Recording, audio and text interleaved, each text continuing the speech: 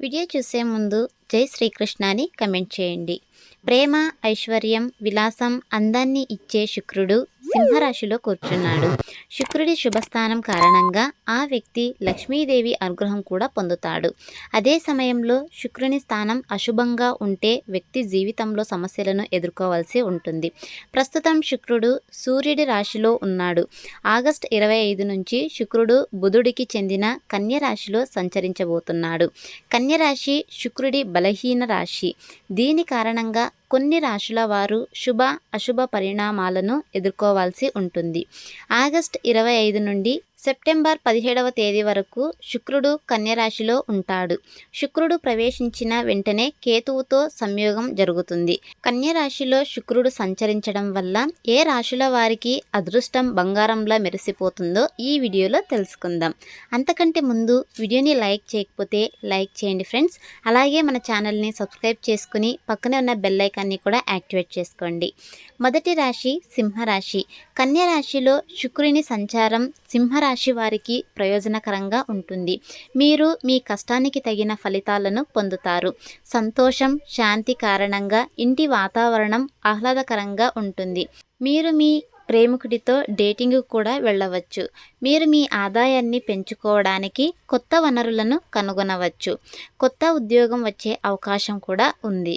అదేవిధంగా రెండవ రాశి వృషభ రాశి. కన్య రాశిలో శుక్రుని సంచారం వృషభ రాశి వారికి ప్రయోజనకరంగా ఉంటుంది. మీరు మీ కార్యాలయంలో పెట్టుబడి పెట్టడానికి మంచి ఒప్పందాన్ని పొందవచ్చు. అది కూడా లాభదాయకంగా ఉంటుంది.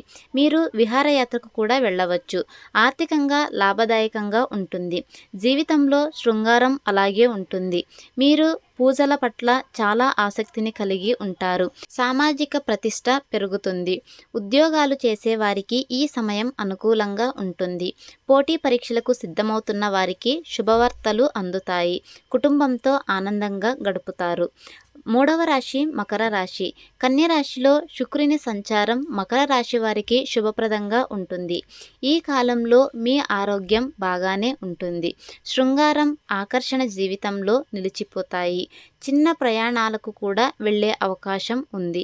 మీరు మీ కెరీర్లో కొత్త పనులను పొందవచ్చు. మీరు వృత్తిపరంగా ఆర్థికంగా స్థిరంగా ఉంటారు. అదేవిధంగా నాలుగవ రాశి కనుక చూసుకున్నట్టయితే కన్య రాశి. శుక్రుడు ఇదే రాశిలో సంచరిస్తాడు.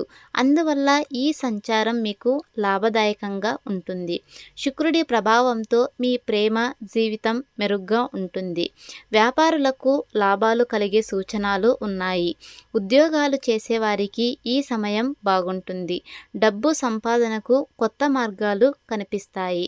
అదేవిధంగా శుక్రుడికి పరిహారం కనుక చూసుకున్నట్టయితే శుక్రుని ఆశీర్వాదం పొందడానికి లేదా సంతోష పెట్టడానికి ఓం ద్రాం ద్రాం ద్రాం సాం శుక్రయ నమః అనే మంత్రాన్ని జపించండి.